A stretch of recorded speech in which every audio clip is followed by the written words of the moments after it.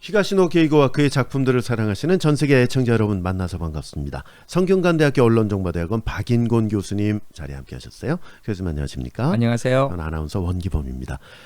이제 교수님 왕덕후시고 저는 덜덕후. 바로 지난 시간에 회랑정 살인사건 이제 일반편을 소개해드렸잖아요. 보여드렸는데 그거 들어보시면 알 거예요. 왜 왕덕후신가. 이거 오늘은 이제 스포일러 버전 함께 할 텐데요. 회랑정 살인사건 스포일러 버전 책의 줄거리를 중심으로 얘기를 해나가게 되는데요. 요거 아직 읽지 않으신 분들은 다 읽고 난 다음에 저희 방송 들어주시면 되겠습니다. 자, 그럼 시작해 볼까요? 곧 70살이 되는 기쿠요 부인은 회랑정이라는 이름을 가진 고급 여관에 도착합니다. 사실 기쿠요는 나이가 70이 아니라 이제 30대 초반인 에리코입니다. 70살의 노인으로 분장을 한 것이에요. 이렇게 분장을 하고 회랑정을 방문한 데는 엄청난 사연이 있어요. 6개월 전에 이 회랑정에서는 큰 화재가 일어났고 그 화재를 일으킨 사람은 지로라는 남성인데 회랑정에 오기 전 교통사고를 일으켜서 사람을 죽이고 두려운 나머지 자신의 애인인 에리코가 머물고 있는 회랑정에 밤늦게 와서 불을 지르고 동반 자살을 하려고 했던 것입니다. 그런데 지로만 죽고 에리코는 온몸에 화상을 입은 채로 살아났고 에리코는 병원에서 퇴원하기 얼마 전에 병원을 몰래 빠져나와 바닷가 절벽에서 뛰어내려 자살한 것입니다. 그런데 사실 에리코는 절벽에서 뛰어내려 죽은 것처럼 꾸민 것이지 진짜로 자살한 것은 아니에요. 에리코가 이런 일을 꾸민 이유가 있습니다. 그것은 자신의 사랑하는 애인인 지로가 자살한 것이 아니라 누군가가 죽였고 그 범인을 알아내기 위해 에리코는 자살한 것처럼 꾸민 후 기쿠요라는 70살 먹은 노인으로 분장을 하고 자신에게는 악몽과 같은 장소인 회랑정을 다시 찾아온 것입니다. 에리코는 자신에게 있었던 끔찍한 사건이 있기 전에 이치가하라 다카아키 왕회장의 비서로 근무했었어요. 그리고 회랑정 여관은 왕회장의 소유인데 왕회장이 얼마 전에 죽어서 가족이 없는 그의 유언장을 토대로 친인척들에게 재산 분할이 있을 예정이기 때문에 유산과 관련되는 친인척들이 회랑정에 다 모인 것이에요. 6개월 전 화재 사건 때도 왕회장의 친인척들이 다 모였었고 그 중에 애인 지로를 죽인 인물도 있음을 아는 에리코가 범인이 누군지 밝히기 위해 회랑정에 변장을 하고 온 것입니다. 회랑정에 도착해서 기쿠요 부인으로 변장한 에리코는 돌아가신 왕회장의 친인척들을 다 만납니다. 그들은 왕회장이 남긴 재산에 큰 관심이 있는 사람들이에요. 다카아키 왕회장과 관련되어서는 여러 이야기들이 있습니다. 우선 왕회장은 회랑정 총지배인인 마호라는 여성과는 그렇고 그런 사이였다는 것을 모든 친인척들이 알고 있고요. 말년에는 또 왕회장이 비서인 에리코와도 결혼하고 싶어 했다는 것도 알고 있어요. 이 얘기를 들은 친척 중 한 명이 비서였던 에리코는 여자로서는 아무 매력도 없는 못생긴 여자였다고 이야기하는 것을 기쿠요 부인으로 변장한 에리코가 들으면서 속으로 열불을 내기도 합니다.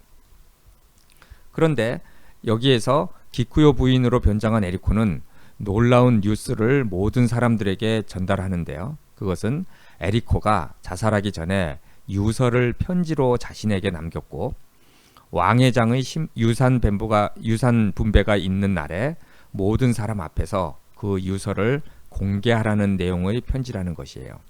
그리고 에리코의 유서에는 6개월 전에 그녀의 애인 지로가 죽었던 화재 사건의 진실과 에리코 자신이 자살할 수밖에 없는 뒷배경 등의 내용도 함께 있다는 것입니다.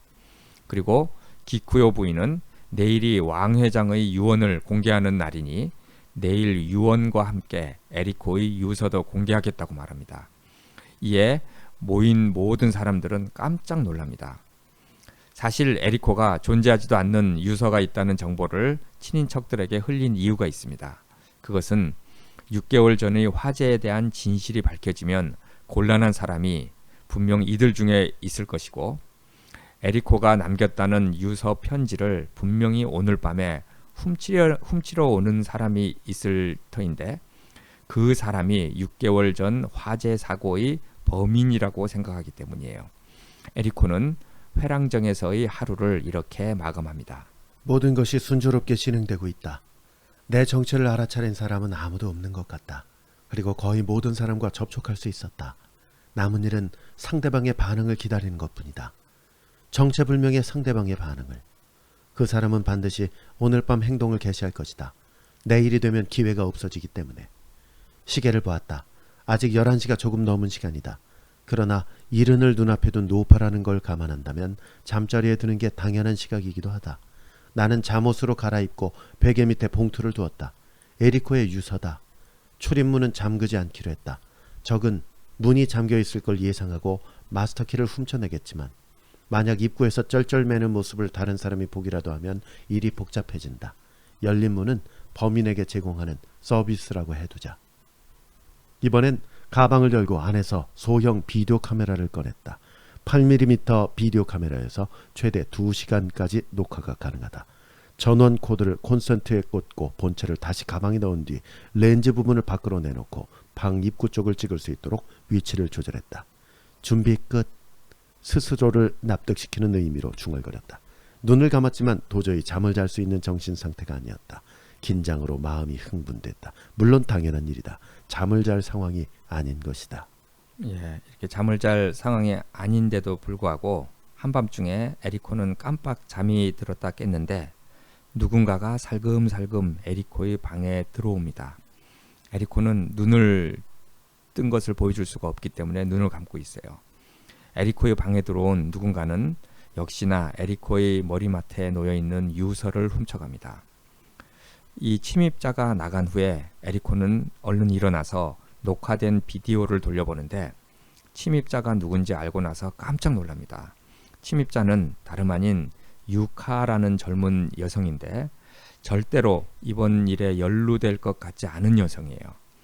에리코는 한참을 방에 앉아서 이 일을 어떻게 처리할까 고심하다가 결국 새벽 3시에 유카의 방에 가서 추궁하든지 죽여야겠다는 결론을 내립니다. 한밤중인 새벽에 에리코는 복도를 살금살금 조심히 걸어서 유카의 방에 들어갑니다. 유카는 자고 있는 듯한 모습으로 이불 속에 누워 있습니다. 너무도 조용하기에 에리코가 이불을 들춰보는데 깜짝 놀랍니다. 왜냐하면 유카가 옆구리에 칼이 찔린 채로 죽어 있는 것입니다. 피가 흥건히 이불에 흘러나와 있고 유카는 죽어 있어요. 너무도 당황하고 놀란 에리코는 어서 방을 빠져나가야 한다고 생각하는데 그럼에도 유카가 훔쳐간 유서는 찾아야겠다고 방 안을 둘러보지만 방 안은 유카를 죽인 사람이 이미 유서도 가져간 것 같아요. 그런데 에리코는 유카의 피 묻은 손을 보다가 바닥에 다잉 메시지를 피 묻은 손가락으로 썼다는 것을 발견합니다. 그것은 영문자 N자와 비슷한 글자였는데요. 에리코는 얼른 그것을 지우고 그 방을 빠져나와 자신의 방으로 돌아갑니다. 다음날 아침이 되자 회랑정은 발칵 뒤집힙니다. 살해당한 유카가 발견된 것이에요. 결국 경찰서에서 수사관들이 오고 유카가 살해당한 사건을 수사합니다. 그러던 차에 회랑정에 2사람이 도착하는데 후루키 변호사와 그의 조수인 히로미예요. 후루키 변호사는 오늘 있을 왕 회장의 유언을 발표하기 위해서 온 것입니다. 그런데 전혀 엉뚱한 사람인 유카가 살해당한 사건을 마주하게 된 것입니다. 경찰에서는 회랑정에 모인 모든 사람들을 한 명 한 명 사정 청취를 합니다. 기쿠요 부인으로 변장한 에리코도 경찰관들에게 신문을 당하는데 에리코는 자신이 가져온 유서 이야기를 경찰에 하고 방에서 유서를 가져오겠다고 하며 경찰과 함께 자신의 방으로 가서 유서를 찾지만 유서는 없어요. 사실 유카가 지난밤에 훔쳐간 것을 알지만 모르는 채 에리코가 한 것이에요. 결국 누군가가 기쿠요 부인의 방에 들어와 에리코의 유서를 훔쳐갔다는 것도 모든 사람들이 알게 됩니다. 한편 에리코는 자신의 애인이었던 지로를 생각합니다. 사실 지로와 관련되어서는 엄청난 비밀이 숨겨져 있는데 그것은 자신의 애인인 지로는 왕 회장의 친아들이었어요.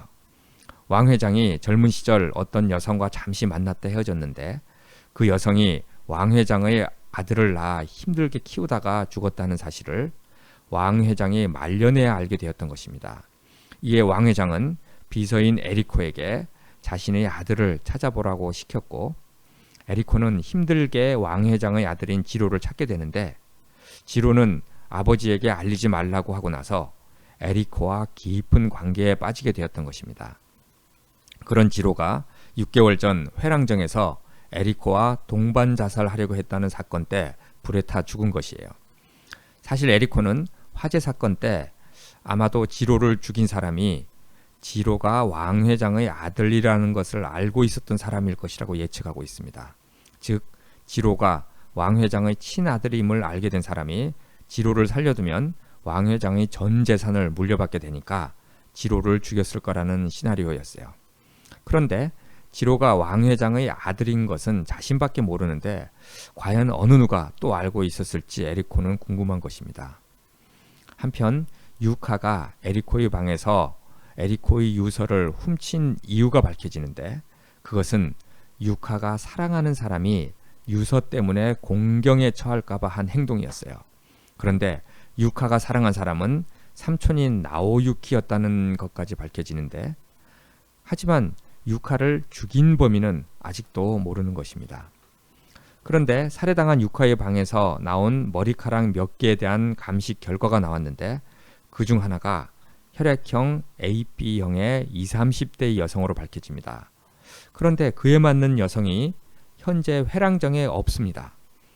사실 그 머리카락은 에리코의 것인데 현재 에리코는 기쿠요 부인으로 변장해 있기 때문에 누구 것인지 알 수가 없었던 것이에요.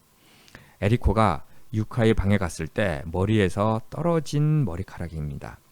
이에 경찰에서는 이상하다고 생각해요. 왜냐하면 그 회랑장에 없는 사람의 머리카락이기 때문에.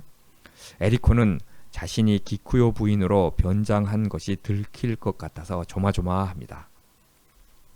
한편 에리코는 그동안 있었던 일련의 사건과 증거들을 머릿속에서 깊게 생각한 끝에 누가 범인인지를 알게 됩니다.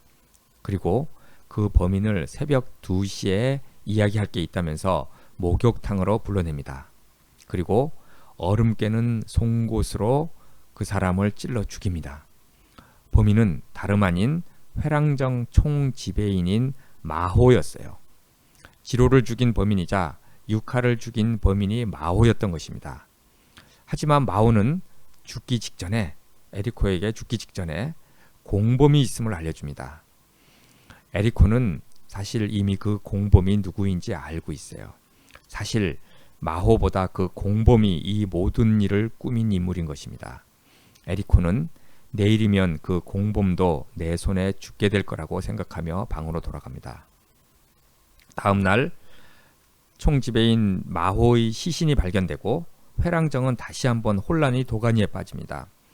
경찰에서는 예기치 못한 사건에 더욱 놀라게 되고 회랑정에 모인 사람들도 회랑정 지배인인 마호가 왜 살해당했는지에 대해 궁금해해요. 그러던 차에 경찰에서는 회랑정 모든 방에서 발견된 머리카락에 대한 검사 결과를 가지고 오는데, 이에 에리코는 경찰에서 자신에 대한 의심을 갖고 있다는 확신을 하고 식당으로 들어가서 타이머의 스위치를 누르고 나옵니다. 스위치를 누르고 나오자 경찰에서는 기쿠요 부인으로 변장한 에리코에게 당신은 기쿠요 부인이 아닌 젊은 사람인데 변장했다고 밝히며 당신의 정체는 무엇이냐며 다가옵니다. 이 에리코는 뒷걸음질 치는데 경찰들이 에리코의 팔을 붙잡으며 가발을 벗기라고 소리까지 지릅니다. 하지만 그와 동시에 엄청난 폭발음과 함께 주변이 아수라장이 됩니다. 에리코가 아까 식당에 들어갔을 때 가스 밸브를 열어두고 미리 설치해둔 전기 누전 장치의 타이머를 누르고 나왔는데 그것이 작동을 한 것이에요. 엄청난 화염에 회랑정이 휩싸이게 되고 다친 사람들로 아수라장이 되었는데, 에리코는 갈비뼈가 부러진 상태로 화염에 쌓인 복도로 나가다가 그렇게도 만나고 싶었던 인물을 만나게 됩니다. 그는 놀랍게도 에리코의 애인이자 6개월 전 불에 타 죽은 지로였어요. 정말 놀라운 일인데 불에 타 죽은 지로가 다시 나타난 겁니다. 이 사건의 모든 전말은 이렇습니다. 에리코가 왕 회장의 아들을 찾아달라는 부탁으로 찾게 된 지로는 진짜 지로가 왕 회장의 아들 지로가 아니고 가짜 지로였어요. 가짜 지로가 진짜 지로 행세를 한 것입니다. 가짜 지로의 이름은 히로미입니다. 히로미. 현재 후르키 변호사의 조수로 있는 인물이에요. 나중에 왕 회장이 자신의 아들이 히로미인 것을 알고, 사실은 가짜인데 그 히로미를 후르키 변호사에게 부탁해서 조수로 일하게 한 것이었어요. 사실 히로미와 왕 회장의 진짜 아들인 지로는 고아원 친구 사이예요. 그때 어려서부터 이제 알았던 거죠. 히로미가 지로의 아버지가 엄청난 부자인 사실을 이제 에리코로부터 알게 되자 자신이 진짜 지로인 것처럼 사기를 쳤던 것입니다. 그리고 에리코를 사랑한다고 한 것도 왕 회장에게 접근하기 위한 계획이었던 것이에요. 그리고 회랑정 지배인인 마오도 히로미와 손잡고 그를 도와서 왕 회장의 재산을 갈취하려고 했던 것입니다. 그리고 6개월 전에 불이 난 현장도 가짜 지로, 즉 히로미가 꾸민 일이었습니다. 진짜 지로를 오게 해서 그를 청산가리를 먹여서 죽이고 에리코도 죽인 다음에 두 사람이 동반 자살한 것으로 꾸미고 자신은 왕 회장의 아들 지로처럼 행세하기 위함이었던 것이에요. 결국 히로미에게 왕 회장이 나중에 연락을 해와서 계획은 성공적으로 끝나게 됩니다. 이런 엄청난 뒷이야기가 있는 가운데 에리코와 히로미는 큰 불이 난 회랑정에서 화염에 둘러싸여서 두 사람은 이런 이야기를 주고받습니다. 왕 회장이 죽었을 때 기뻤겠군. 당연한 거 아니야? 모든 재산이 내 것이 되는데 지금까지 좋은 일이라고는 하나도 없었으니까 그 정도 행운은 있어도 되는 거 아닌가? 내가 이번 유언장 공개를 얼마나 학수고대했는데 이곳에 와서 유카를 죽였다는 마호의 얘기를 들었을 땐 정말 미칠 것 같더구만. 자칫하면 계획이 엉망이 될 수도 있고 또 마호가 유카에게서 뺏은 유서를 어디다 숨겨놨거든. 아마도 마호는 히로미를 협박하기 위해 유서를 숨겼을 것이다. 신경이 쓰였던 건 유카를 죽이려고 했던 사람이 한 명 더 있다는 거였어. 그래서 어떻게든 그 사람에게 모든 죄를 뒤집어 쓰려고 했는데 그게 설마... 그가 한숨을 쉬었다. 당신일 줄이야. 내가 경찰에 붙잡히면 곤란할 거야. 나는 그렇게 말하며 가방 쪽으로 몸을 움직였다. 그리고 들키지 않게 손을 뒤로 뻗어 가방을 뒤졌다. 휴대용 술병이 손에 잡혔다. 내 계획은 완벽했어. 단 한 가지 실수가 있다면 그날 밤 독극물을 사용하지 않고 목을 졸라서 당신을 죽이려고 했던 거야. 설마 당신이 살아나리라고는 꿈에도 생각을 못했거든. 왜 독극물을 사용하지 않았지? 글쎄, 이유야 많지만 가장 큰 이유는 당신을 볼 때마다 항상 목을 조르고 싶다는 생각을 했거든. 항상? 당신을 안을 때 야망을 위해 꾹 참고 당신을 안았지만 솔직히 끔찍하게 싫었거든. 이대로 목을 조르면 얼마나 좋을까 하고 침대 속에서 한두 번 생각한 게 아니야. 순간 머릿속이 멍해졌다. 그에게 나를 생각하는 마음이 조금이라도 있지 않을까? 그런 환상을 품고 있던 내 자신이 수치스러웠다. 지로는 죽었다. 나의 지로는 완전히 사라져버렸다. 예, 이렇게 그 두 사람 대화 가운데 뭐 이제 에리코에게는 아주 충격적인 이야기를 그 정말로 사랑했던 전에 지로로부터 이제 듣게 되고요. 이러는 가운데 회랑정은 크게 불길에 휩싸이는데 히로미는 에리코의 가슴을 칼로 깊이 찌릅니다. 근데 에리코는 전혀 피하지 않아요. 이유가 있는데 그 칼로 찌르는 순간 에리코는 그녀의 손에 든 술병 안의 석유를 히로미와 자신의 몸에 끼얹고 히로미를 꽉 껴안고 놓아주지 않아요. 그리고 두 사람은 불길에 휩싸이게 됩니다. 예, 이게 좀 비극적인 얘기인데 뭐 좀 이제 막장 드라마적인 요소가 막 나오죠. 여기서 이제 그 지로 나의 지로는 완전히 사라져 버렸다라고 나오는 이야기 자체가 예. 본인이 사랑했던 사람, 그 사람이 죽었다는 그렇죠, 거죠. 그렇죠. 예, 예. 예, 그 존재가 없다는 맞아요. 거죠. 근데 이게 왜 그러냐면은 앞에 소설 앞쪽에 네. 굉장히 지로를 사랑하는 맞아요. 마음이 많이 네. 표현이 되거든요. 그러니까 그런 게 많이 깔려 있으니까 밑밥으로 깔려 있으니까 그러니까 이 반전이 더 완전히 충격적인 엄청난 거죠. 충격인 거죠. 네. 그것이. 예. 회랑정 살인 사건 너무나 흥미롭게 예. 잘 들었습니다. 아, 이것도 끝까지 예. 이 재밌게 읽을 수 있어요. 교수님 새벽 3시 40분까지 작업을 하셨는데 감사드려요. 예. 교통경찰의 밤 지난 시간에 그 일반편을 소개해드렸고 오늘 예. 이제 스포일러 버전인데 총 6편의 단편 가운데 한 편만 오늘 보내드릴 거기 때문에 예. 사실 이 책을 아직 읽지 않으신 분들도 가볍게 들으셔도 괜찮을 스포일러 버전입니다. 그러셔도 될 것 같아요. 네, 6작품 가운데 5번째 작품 고르셨잖아요. 예, 버리지 마세요. 버리지 마세요. 예, 여기 치정이 들어가 있기 때문에 교수님께서 고르셨다는 말씀이 지난 시간에. 전혀 예측도 못했는데 진짜 그러네요. 자, 시작해 볼까요? 사이토는 아내 몰래 만나는 여자인 하루미와 골프장으로 미래를 갔다가 볼보 자동차를 타고 고속도로를 타고 돌아오는 길입니다. 그런데 두 사람이 차 안에서 나누는 대화가 심상치 않아요. 두 사람이 몰래 만나는 것을 사이토의 아내인 마사에가 눈치를 챘다는 것입니다. 그런데 사이토의 아내인 마사에는 아버지의 회사를 물려받아서 운영하는 수완가였고 사이토는 마사웨를 회사에서 상사로 모시고 있다가 결혼하게 된 것이었어요. 그런데 사이토가 다른 여자를 만나고 있다는 것을 아내가 알게 되었고 사이토는 이혼을 당하게 되면 돈 한 푼 받지 못하고 쫓겨나게 된다는 것입니다. 이에 사이토는 불륜 상대인 하루미에게 자신에게 어떤 생각이 있는데 하루미의 도움이 필요하다고 이야기를 합니다. 그런데 이런 이야기를 고속도로를 달리는 볼보 차 안에서 하루미와 심각하게 하고 있다가 사이토는 하루미가 마시고 있던 커피캔을 자신이 빼앗아서 다 마십니다. 그리고 다 마신 커피캔을 차창 밖으로 내던져 버립니다. 그리고 갈 길을 가버렸어요. 그런데 하필이면 뒤에서 따라오던 차에 타고 있던 마치코의 눈에 사이토가 던진 커피캔이 맞아요. 크게 비명을 지르는 마치코를 옆에서 운전하며 지켜보던 남자친구인 시니치는 무슨 일이 일어났는지 알지 못해요. 일단 차를 갓길에 세우고 마치코를 살펴보니 한쪽 눈에서 피가 줄줄 흐르고 있어요.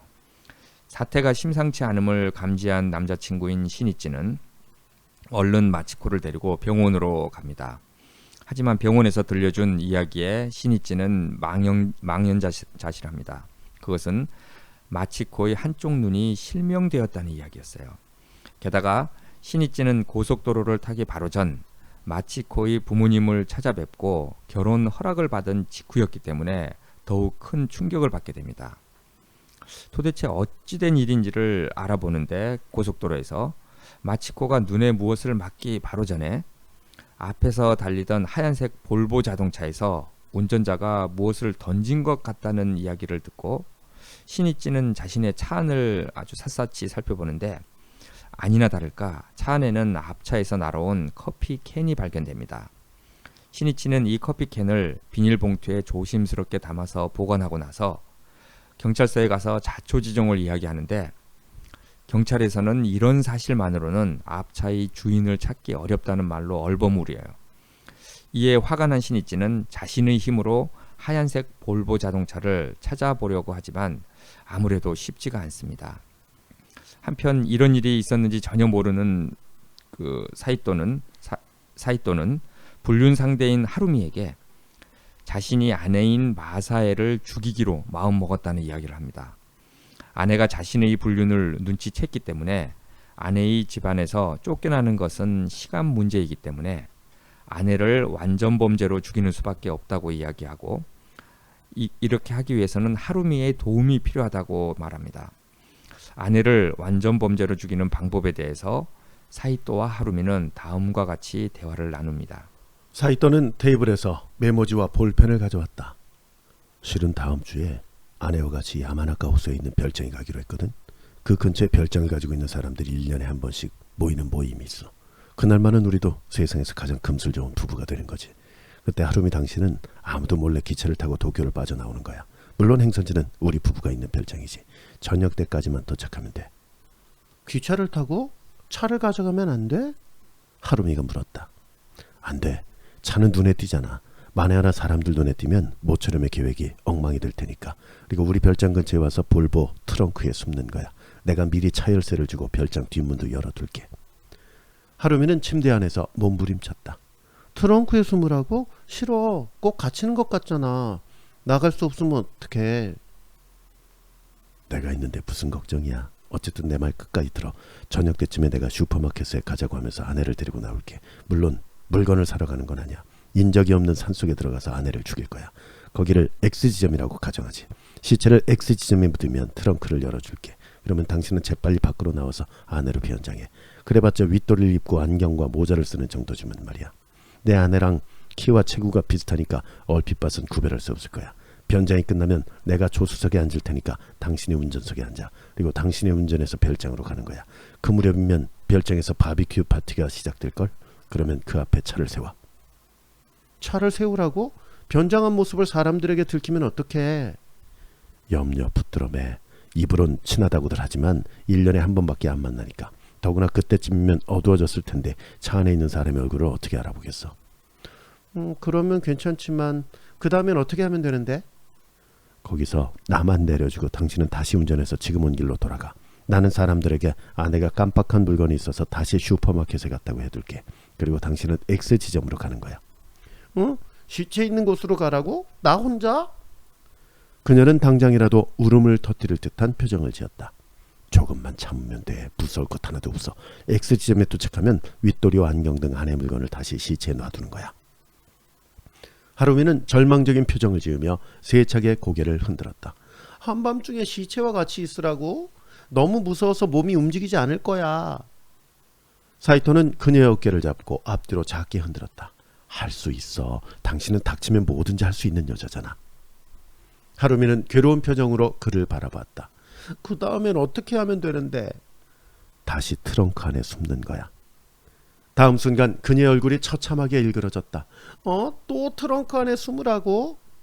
그때쯤이면 내가 소란을 피울게. 슈퍼마켓에 간 아내가 돌아오지 않는다고. 그러면 누군가 같이 찾으러 가자고 하고 나는 누군가의 차를 타고 X지점으로 향하겠지. 그리고 볼보와 함께 시체를 발견하는 거야. 나는 같이 간 사람에게 경찰서에 신고해달라고 부탁하고 그 사람이 신고하러 가면 내가 직접 볼보를 운전해서 가까운 역에 당신을 꺼내줄게. 그러면 당신은 천연덕스럽게 다시 기차를 타고 도쿄로 가면 돼. 그리고 나는 다시 현장으로 돌아가면 되고. 그녀는 혀로 입술을 핥았다. 그러면 당신 아내는 혼자 슈퍼마켓에 갔다가 도중에 괴한에게 피살된 게 되겠군. 그리고 그때 당신은 별장 친구들과 바비큐 파티를 즐기고 있었으니까 알리바이가 성립되는 거고. 예, 이렇게 이제 사이토가 아내를 죽인 후의 그 알리바이를 위해서 하루미가 돕는 시나리오를 이렇게 꾸미는데, 하루미는 또 어떤 얘기를 하냐면 자신의 알리바이도 필요하다고 얘기를 합니다. 그렇게 하자 사이토는 자신이 하루미가 근무하는 카페에 전화를 걸어서 하루미가 출근했냐고 묻고 나서 끊을 테니까 하루미가 그 직후 카페로 자신이 전화해서 나는 집에 있는데 어떤 스토커 남자가 자신에게 전화를 해왔는데 카페에도 혹시 이 스토커가 전화해서 자신을 찾지 않았느냐고 하면은 하루미가 마치 집에 있는 것처럼 알리바이를 만드는 수 있다고 이런 작전을 이제 짜게 됩니다. 이야기의 배경이 바뀌는데요. 곧 결혼을 앞두고 어이없이 그 여자친구의 눈을 실명하게 만든 볼보 자동차를 어떻게 하면 찾을 수 있을지 궁리 중인 신이찌는 여자친구가 앞차인 볼보 차 뒤쪽에 있던 초록색의 가스통 비슷한 것을 본 것 같다는 이야기를 합니다. 이에 신이찌는 앞차가 그 근처에 있는 별장으로 캠프를 갔다 오는 길이 아니었을까 생각을 해요. 하지만 그 많은 별장을 일일이 다 뒤져볼 수도 없는 일이고, 뒤진다고 해도 볼보 자동차가 있으리라는 보장도 없기 때문에 쉽지 않을 것 같다는 생각을 하지만 그래도 한번 별장들을 뒤져보리라고 마음을 먹습니다. 그리고 신이찌는 유일한 증거물인 커피 캔이 들어있는 비닐봉지를 들고 무작정 캠프장 근처의 별장들을 뒤져봅니다. 한편 사이토는 별장에서 아내와 주변 별장 주인들과 바비큐 파티를 열고 있습니다. 사이토는 아내에게 슈퍼마켓에 가서 술을 사와야겠다고 말하고 별장 뒤쪽에 있는 볼보 자동차로 갑니다. 트렁크를 열자 그곳에 숨어있던 하루미가 갑갑함에서 벗어나서 살겠다고 합니다. 사이토는 하루미에게 아내가 곧 오니까 트렁크 안에서 조금만 더 참으라고 이야기하고 하루미를 다시 트렁크로 밀어넣습니다. 잠시 후 사이토는 차를 출발시키면서 이런 생각을 합니다. 장소는 이미 정해놨다. 아무리 소리를 질러도 뛰어올 사람이 없는 깊은 숲속이다. 범행은 그렇게 어렵지 않으리라. 하루미는 살해될 사람이 자신이라는 것을 꿈에도 모를 테니까. 가엾지만 어쩔 수 없다. 단순히 심심풀이로 만난 것에 불과하니까. 그런 관계에서 사랑에 빠지는 쪽이 나쁘지 않은가? 예전에 헤어지자고 했을 때 깨끗하게 헤어졌으면 아무런 문제가 없었으리라. 그런데 하루미는 헤어질 바에야 차라리 우리 관계를 아내에게 전부 털어놓겠다고 협박했다. 그렇다면 죽이는 수밖에 없지 않은가? 어리석은 여자다. 머리가 나쁜 사람은 죽을 수밖에 없어. 목적한 장소에 도착했다. 주인은 온통 나무로 둘러싸여 있다. 그는 차를 세운 후 장갑을 끼고 나서 밖으로 나왔다. 트렁크를 열었다. 하루미는 상체를 일으키고 주위를 두리번거렸다. 겁을 집어먹었다는 것은 어둠 속에서도 알 수 있었다. 그녀가 흠칫거리면서 물었다. 끝났어? 아내인 마사이를 죽였느냐는 뜻이리라. 그는 천천히 고개를 가로저었다. 아니야, 지금부터야. 지금부터라니? 지금부터 죽일 거라고. 그렇게 말하며 그는 두 손을 하루미의 목으로 가져갔다. 예, 이렇게 예상 밖의 전개가 펼쳐지죠. 그 불륜 상대인 하루미를 죽일 계획이었던 거죠. 한편 약혼녀의 눈을 실명시킨 볼보 자동차를 찾기 위해 별장 근처에 와 있던 신이찌는 어느 한 별장으로부터 하얀색 볼보 자동차가 나가는 것을 보게 됩니다. 직감적으로 저 차가 아닐까 생각한 신이찌는 별장 주차장으로 들어가서 차를 세우고 내리자 별장 주인인 것으로 보이는 여자가 나타나서 왜 이곳에 들어왔냐고 따지듯이 물어요. 이에 신이찌는 별장 사진을 찍으러 왔다고 하자 주인 여자는 찍지 말라면서 차갑게 대합니다. 신이찌는 쫓겨나듯이 나오는데 그 여자가 비닐봉지를 내밀면서 이것을 떨어뜨렸으니 가져가라고 해요. 그런데 비닐봉지에 들어있어야 할 증거물인 커피캔이 어디로 떨어져서 없어졌는지 보이지 않아요. 빈 봉지만 있는 것입니다. 이에 신이찌는 자신이 이제 더 할 수 있는 일이 없다면서 깨끗이 단념하고 집으로 돌아옵니다. 한편 하루미를 죽이고 자동차 트렁크에 넣어둔 채로 집으로 돌아온 사이토는 하루미의 집 주차장으로 가서 하루미의 시신을 그녀의 자동차 뒷좌석에 두고 몰래 빠져나옵니다. 며칠 후 아파트 주민에 의해 하루미의 시신이 발견되고 경찰에서는 조사에 들어가게 돼요. 그런데 하루미가 죽은 시간대에 하루미가 근무하는 카페에 어떤 낯선 남자의 전화가 걸려와서 하루미를 찾았다는 정보를 입수한 경찰은 그 사람이 하루미의 죽음과 관련이 있을 거라는 생각을 하고 그 남자를 찾아 나섭니다. 결국 형사들의 레이더망에 사이토의 이름이 포착돼요. 하루미의 방에서 사이토의 회사에서 만든 옷이 여러 벌 발견된 것이었어요. 이에 형사들이 사이토를 조사하는데 그에게는 완벽한 알리바이가 있어요. 하루미는 자신의 집에 있을 때 살해된 것으로 보이는데 사이토는 그곳에서 먼 별장에 있었기 때문에 살인 용의자에서 제외되어야 마땅했던 것입니다. 형사들은 혹시 하루미가 집에 있었던 것이 아니고 사이토가 머물렀던 별장에 있지 않았을까 하고 조사하기 시작을 합니다.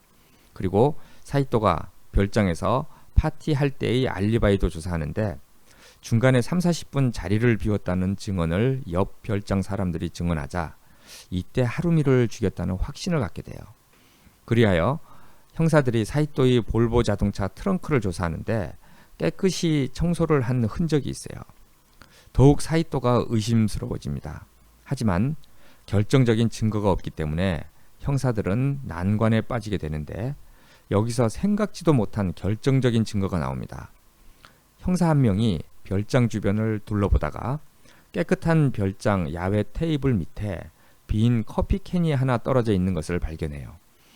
형사들은 하루미를 사이토가 별장 근처에다 숨겨놓았다가 살해하지 않았을까 생각하고 있었기 때문에 혹시 이 커피캔을 하루미가 마신 것일 수도 있다는 생각에 만약 이 커피캔에서 하루미의 지문이 나온다면 결정적인 증거가 될 수도 있다는 생각에 커피캔을 조심스럽게 가지고 나옵니다. 결국 커피캔에서 당연히 하루미의 지문이 나오게 되고 이를 바탕으로 사이토가 하루미를 죽인 범인으로 잡히게 됩니다. 한편 고속도로에서 어이없이 커피캔에 눈을 맞아 한쪽 눈을 실명한 마치코와 약혼남 신이찌는 결혼식 날짜를 결정하기 위해 이야기하고 있어요. 그러다가 잠시 화제를 바꾸기 위해 TV를 틉니다. 신이찌는 화제를 바꾸기 위해 텔레비전 스위치를 켰다. 아나운서가 살인범이 잡혔다는 이야기를 하는 참이었다. 부자 아내를 둔 남편이 애인을 살해했다고 한다. 세상 사람들 참 가지가지야. 부자 아내가 있는데 뭐가 부족해서 애인을 만들고 또 그 애인을 죽였을까? 마치코는 정말로 이해할 수 없다는 듯이 말했다. 우리하고는 아무 상관없는 일이야. 신이치는 그렇게 말하고 채널을 바꿨다. 예. 아, 이게 이 정작 그 피해자인 사람들은 무슨 일이 벌어졌는지를 모르죠. 이제 모르죠. 아무 상관이 없지 않아요. 매우 예. 매우 상관이 있죠. 그 예. 커피캔 그걸로 결국에는 결국에는 범인을 잡히게 잡았고 그게 돼요. 없었다면 이 사건은 미궁에 빠졌을 그렇죠. 수도 있죠. 예. 근데 예. 그 커피컨에 그 하루미 지문이 이제 나올 수밖에 없었죠. 그 그러게 마시고 말이죠. 나서 던지였던 거니까. 예. 아 근데 이건 정말 흥미로운 이야기인데 예. 내용이 전혀 기억 안 나요. 분명히 그러시죠. 읽었을 거거든요. 그러시죠. 네, 이 참 기발하다는 생각을 했는데, 예. 근데 이게 또 스토리가 있죠. 예, 네. 그럼요. 그러니까 제가 진짜로 골랐던 이유가 있는 것 같아요. 네. 이 짧은 단편 안에 전형적인 이 불륜도 나오고요, 살인 사건 나오고, 네. 뭐 알리바이 트릭 나오고, 그다음 반전. 반전까지 나오죠. 저도 그 교수님 이야기를 이렇게 귀를 기울이고 있었는데, 예. 그 이제 불륜녀를 죽일 줄이야 몰랐죠. 아, 그러니까요. 저도 깜짝 놀라고. 반전 반전. 와, 이 짧은 이 굉장히 짧아요. 근데 네. 이 단편 안에 이렇게 다양한 어떤 재미있는 요소를 담고 있는. 그 어떻게 커피캔이 이렇게 매개가 될 것을 생각을 그러니까요. 해봤을까요? 예, 그 참 그 천재적인 발상입니다. 네. 근데 이게 사실 이것뿐만이 아니고 교통경찰의 밤에 나오는 거의 모든 이제 단편집들이 네. 거기에 나오는 상황들이 네. 그 옛날에나 가능했어요. 어. 지금은 생각해 보세요. 블랙박스 있잖아요. 아 그러네요. 또 CCTV가 곳곳에 있잖아요. CCTV 곳곳에 있어요. 네. 어딜 뭐 몰래 가서 누굴 죽이고 합니까? 이건 네, 20년 전에는 가능했던 예. 얘기겠네요. 그래서 네. 그 추리 작가분들 몇 분 만나서 얘기해봤는데 아주 네. 재밌는 얘기를 해줬어요. 그 추리 소설 쓰는데 가장 큰 난관이 뭐냐면요. CCTV와 휴대폰이에요. 그런 얘기를 해주시더라고요. 진짜 그렇겠어요. 왜냐하면 어떤 내용을 스토리를 만들어야 되는데 예. 독자들이 의문을 갖잖아요. 아 그거 저 블랙박스 돌려보면 되지. 그러니까요. CCTV 있을 텐데. CCTV 그 원본 예. 확인하면 되잖아. 이렇게 그리고 되죠. 아니 휴대폰으로 빨리 구조 요청하면 되지. 그렇지. 뭐 이런 그렇게 것들. 되니까. 그래서 그 네. 추리 작가님들이 무슨 얘기를 하시냐면은 예. 그래서 설정을 예. 과거로. 과거로 아 70년대, 그것도 뭐 가능하네. 80년대로 해버리면은 이걸로부터 이제 벗어날 수 있으니까 예. 그런 재미난 얘기를 해주시더라고요.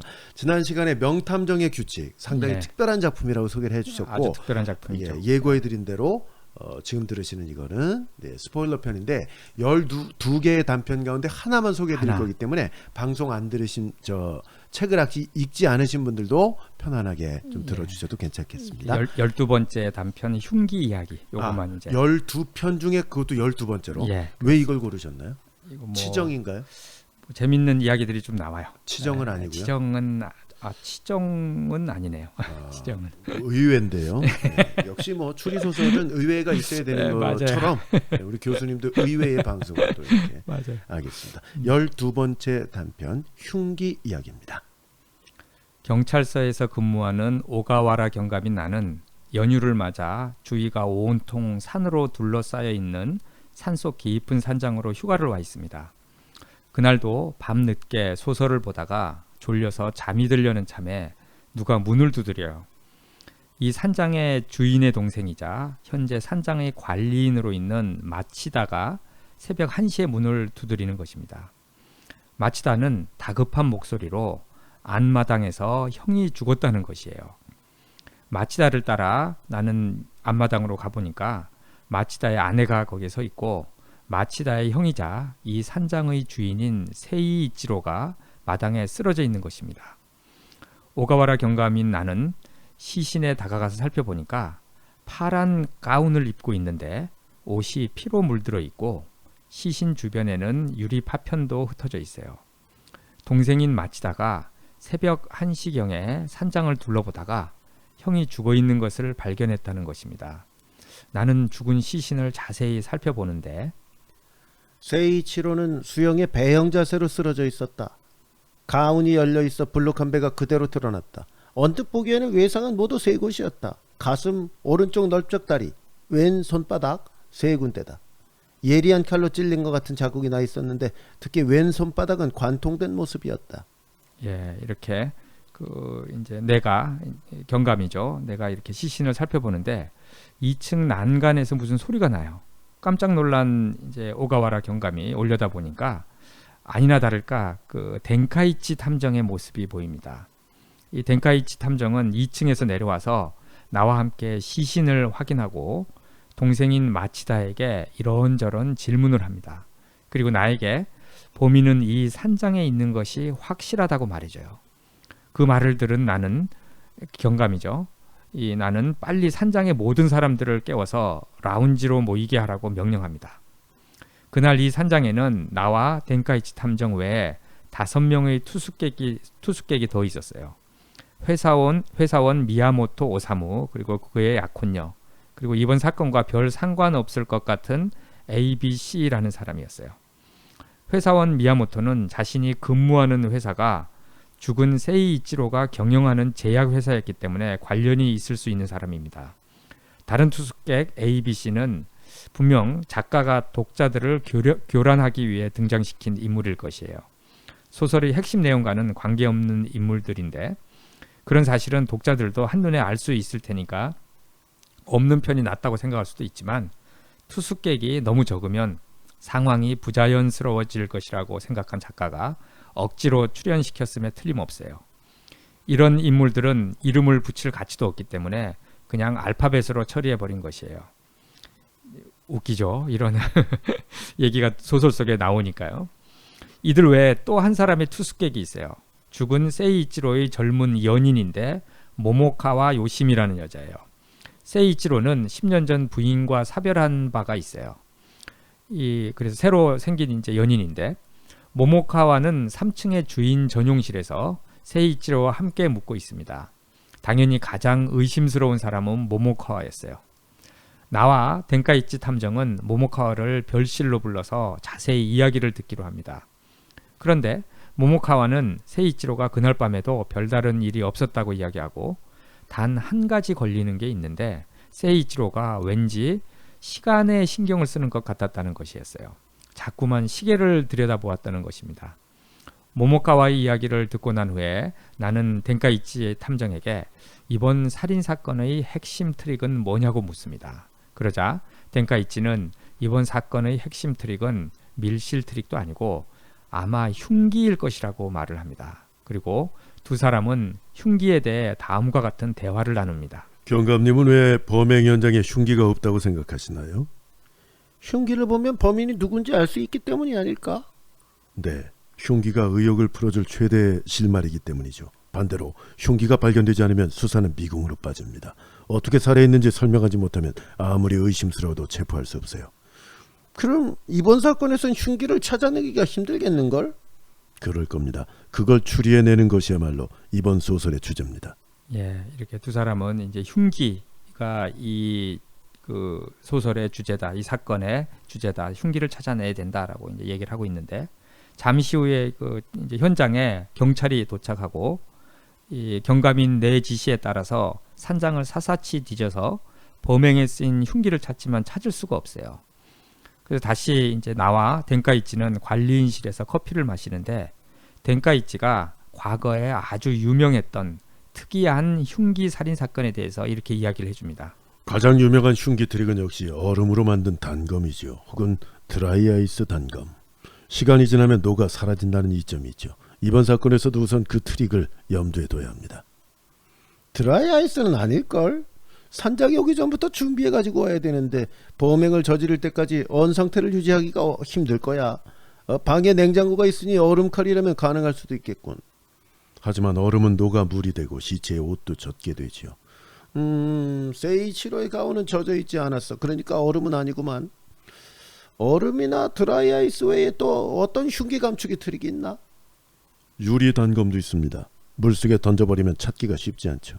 단검에 철사를 달아 화살처럼 쏴서 죽인 뒤 철사를 당겨 칼을 회수하는 트릭도 있었습니다. 원격 살인 트릭이죠. 그리고 소금으로 총알을 만드는 트릭도 있습니다. 피해자 몸에 박힌 총알은 그대로 녹아 혈액에 흡수됩니다. 하지만 현실적으로 가능한지는 의문이죠. 예. 나는 제가 이거는 할까요? 예. 이게 여기서 나는 경감입니다. 예. 제목은 잊어버렸지만 흉기를 먹어버림으로써 은폐하는 트릭도 있었어. 식품이 흉기였던 거지. 예. 잘해주셨는데 그 끝에 것도 웃기고 하여간 이 흉기 트릭이 아주 좀 재미있는 아주 유머스럽습니다. 아주 뭐 얼음 드라이아이스 그럴듯하기도 하고 유리 단검도 있는데 물속에 던져버리면 찾기 어렵고 또 소금으로 총알을 만들어서 녹아버리면 된다. 뭐 또 뭐 흉기를 먹어버리는데 식품이 흉기였기 때문에 이렇게 아주 그 재미있는 그 유머러스한 상황으로 이제 얘기를 하고 있는데 이렇게 이제 이야기를 나누고 있는 동안에 모든 투숙객이 라운지에 모였다는 전갈이 옵니다. 모든 투숙객이 모인 가운데 이 덴카이치 탐정은 죽은 세이이치로의 연인에게 다시 묻습니다. 세이이치로가 시간을 신경 쓰고 있었다는 말이 맞느냐고 물어요. 그러니까 이제 그 애인이 그렇다고 하자 덴카이치는 죽은 세이이치로는 누군가와 만날 약속이 있었을 것이라며 밤에 몰래 빠져나가서 그 사람의 방에 갔고 그곳에서 죽임을 당했을 것이라고 이제 추리를 합니다. 그리고 범인은 흉기를 3개나 준비해서 세이이치로의 가슴과 오른쪽 허벅다리 그리고 왼 손바닥을 각각의 흉기로 찔렀을 것이라고 말을 해요. 그렇게 한 이유가 흉기를 뽑아서 다른 곳을 찌르면은 피가 뿜어져 나와서 방이 더러워지기 때문에 흉기 3개로 각각의 부위를 찌른 후 시체를 안마당으로 집어던졌을 것이라고 말을 합니다. 그러자 사람들이 그 라운지에 모인 사람들이 그러면은 그 흉기는 어떻게 회수했는지에 대한 의문을 갖게 되는데요. 덴카이치는 아주 뭐 충격적인 얘기를 합니다. 범인은 흉기를 회수하지 않고 세이이치로의 몸속에 그대로 두었다고 합니다. 이에 사람들이 현장에는 아무 흉기도 없었다고 반론을 하자 덴카이치는 흉기를 회수하지 않고도 없애는 방법이 있다고 말하고 그 흉기는 얼음 단검이었다고 이야기를 합니다. 얼음? 말도 안 돼. 그건 불가능하다고 처음부터 얘기했었잖아. 시체 가운에도 주변 흙에도 물에 젖은 흔적은 전혀 없었어. 아, 실례. 얼음이란 표현은 잘못됐습니다. 어떤 액체를 얼린 건데 그 액체가 물은 아닙니다. 물이 아니라면 뭐지? 덴카이치가 쿡쿡 웃더니 말했다. 방금 경감님이 말씀하시지 않았습니까? 현장 곳곳에 핏자국이 흩어져 있었다고. 뭐라고? 그게 흉기의 정체였던 겁니다. 범인은 피를 흘려 단검을 만든 뒤 세이이치로 씨를 살해했습니다. 그 단검의 범인이 시체를 앞마당으로 떨었을 때 충격으로 산산조각이 나면서 흩어졌습니다. 그것이 녹아서 마치 시체에서 뿜어져 나온 것처럼 보인 겁니다. 덴카이치의 목소리가 안마당에 울려 퍼지는 가운데 투숙객들은 어리 빠진 표정으로 서 있었다. 예, 투숙객들이 어리 빠진 표정으로 이제 서 있게 되는데, 그러니까 그 피를 얼려서 만든 단검이었던 거죠. 그러니까 피가 이게 뭐 녹아버리면은 마치 시체에서 이제 그 나온 피로 알 수 있기 때문에, 그래서 사람들은 역시 명탐정이라고 이 덴카이치를 치켜 세워주는데, 그때 관할 경찰서 형사가 경감이 나에게 다가와서 메모를 하나 전해줍니다. 근데 이 메모에 놀라운 이야기가 적혀 있어요. 현지 과학수사단에서 보내온 메모인데요. 시신에 난 3곳의 상처는 다 오른쪽 대퇴골 골절단에 의한 것으로 판명이 났다는 메모였어요.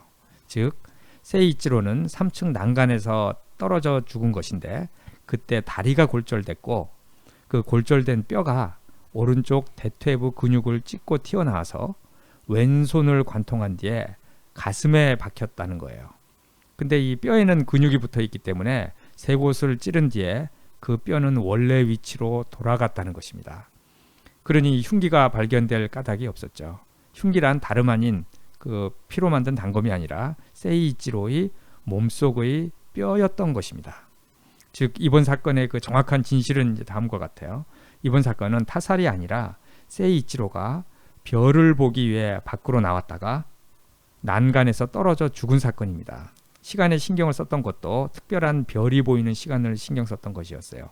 그런데 하필이면 세이이치로의 다리뼈가 골절되면서 벌어진 희귀한 사고였던 것이에요. 경감인 나는 형사가 전해준 메모를 본 순간 실로 난감한 위치가 돼버렸어요. 덴카이치 탐정이 주장하는 피의 단검설은 말도 안 되는 망상에 불과한 것이었어요. 그런데 고민에 빠진 나를 무시하듯 명탐정 덴카이치는 힘주어서 다음과 같은 발표를 합니다. 그러면 범인이 누군지 말씀드리겠습니다. 범인은 미야모토 당신이에요. 미야모토는 세이이치로의 제약회사에 근무하는 회사원이었다. 당신은 부인이 병에 걸리자 사장인 세이치로에게 휴가를 요청했어요. 하지만 중요한 교섭을 마무리하는 것이 우선이라면서 세이치로는 허락하지 않았죠. 부인은 그날 점심 무렵, 즉 당신이 회사에서 일하는 동안 숨을 거뒀습니다. 만약 옆에서 지켜줬다면 살았을지도 모른다고 생각한 당신은 그날 이후 세이치로에게 원한을 품게 됐죠. 도대체 언제 이런 조사까지 했단 말인가? 나는 믿어지지 않는다는 얼굴로 덴카이치를 바라봤다. 아니야, 내가 아니라고. 미야모토가 강력히 부인했다. 사장에게 원한을 품고 있었던 건 사실이지만 죽이진 않았어. 제발 믿어줘. 부인해도 소용없어요. 약품업체 연구원인 당신이라면 세이치로와 같은 혈액형의 피를 손에 넣는 것쯤은 식은 죽 먹기겠지. 말도 안 돼. 난 범인이 아니야. 나는 아무것도 하지 않았어. 하지 않았다니까. 마침내 미야모토는 울기 시작했다. 범인이 아닐 거야 라고 나는 생각했다. 아니, 범인 따위는 애초부터 없었다. 하지만 일이 이렇게까지 커진 이상 별 수 없다. 미야모토에게 범인 역할을 부여할 수밖에. 왜냐하면 이 소설의 주인공은 덴카이치이기 때문이다. 그가 피해 단검을 사용했다고 하면 사용한 거다. 그의 말이 곧 진실이다. 그가 범인은 미야모토라고 하면 미야모토가 범인이어야 하는 것이다. 그렇게 된 거였군. 정말 이번 사건에선 자네에게 두 손 두 발 다 들었어. 나는 늘 하는 대사를 읊으며 손에 쥐고 있던 메모를 조용히 찢어버렸다. 이 소설이 이게 코믹하네요. 코믹합니다. 상당히. 예, 블랙 유머 같고요. 네, 그리고 블랙 유머네요. 예, 이 소설의 이거 호불호가 상당히 갈려요. 그러니까 싫어하는 사람은 너무 시시하다, 이게 뭐야 이렇게 생각할 만한 것들이 있거든요. 근데 좋아하는 사람들은 또 어떤 면에서 좋아하냐면요.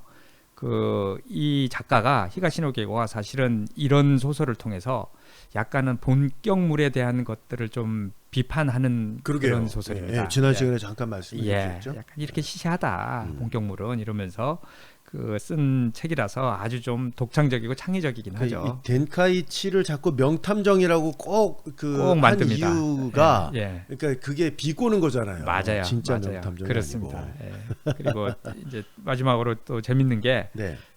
흉기 이야기를 좀 이게 흉기를 찾는 이 거잖아요. 제목 자체가 흉기 이야기잖아요. 그렇죠. 예. 예. 근데 흉기 이야기에 아주 재밌는 이야기가 있어요. 제가 이제 마지막으로 말씀을 드리려고 했는데 제가 이번에 우리 다음 주에 할 방송이 지난 여름에 제가 추리 소설 학교에 가가지고 특강을 한번 했잖아요. 추리 소설 학교라는 게 있어요. 예, 한번 공지도 했었는데 그거 이제 다음 주 특집 방송입니다. 저희가 하는 게. 네. 그런데 거기 갔을 때 제가 특강 8월에 갔다 오신 거죠? 8월 31일 날 그거를 11월에 방송해도 괜찮을까요?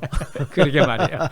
근데 재밌는 내용이 있어서 방송을 할 텐데 거기에 프로파일러 현직 경찰의 경사님이 오셔가지고 특강을 하나 했는데 거기서 흉기에 대한 이야기가 재밌는 얘기가 있어가지고 한번 해드리려고요. 안 재밌을 것 같은데 교수님은 재밌어하는 것 같아요. 굉장히 재밌습니다.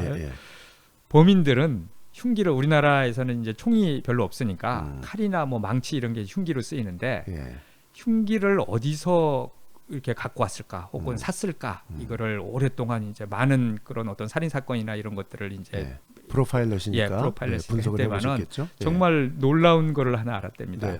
뭐냐면은 흉기는 거의 100% 다이소 제품이랍니다. 가지고 웃겼는데 안 웃기세요? 네, 굳이 특정한 상표를 얘기를 해줄 필요가 있나 싶어서요. 근데 저는 웃겼던 게, 그러니까 이제 약간 싸잖아요 거기 제품이. 그러니까 어떤 범인들도 제일 싼 곳에 가가지고 사고 그래서 다이소 이게 재미있는 이게 소설성 얘기 아니라 실제 범죄에 쓰인 거잖아요. 좀 재밌다 그러면은 좀 그렇긴 한데 교수님 괜찮으신 거 맞죠?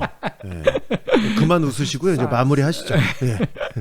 하여간 뭐 그때는 되게 웃었는데 그렇게 웃을 일은 좀 아닌 것 같네요. 당연히 아니죠. 실제 범죄에 사용했던 도구를 말씀하시는 맞아요, 거죠. 맞아요. 자, 정신 차리시고 마무리하겠습니다. 요 독자 서평 좀 소개해 주시죠. 비가 오는 날 시간을 죽이고자 찾아간 책방에서 무심코 구입한 한 권의 책이 저를 히가시노 게고의 팬으로 만들었습니다. 저는 이 책에 히가시노 게고의 추리 소설에 대한 가치관이 담겨 있다고 생각합니다. 적당한 블랙 유머와 작가가 생각한 추리 소설들의 특징에 미스테리적 요소를 잘 버무린 작품이었습니다. 또 스스로 추리 소설에 대한 반성을 하고 그 이후에 나온 내가 그를 죽였다와 둘 중 누군가 그녀를 죽였다라는 추리 소설의 혁신적인 작품을 낸 히가시노 게이고는 노력하는 천재가 아닐까 하는 생각이 듭니다. 히가시노 게이고의 유명한 작품들 리스트 중에 왜 이 책이 없는지 참 아쉽고 그렇기에 더 추천하고 싶은 책 바로 명탐정의 규칙입니다.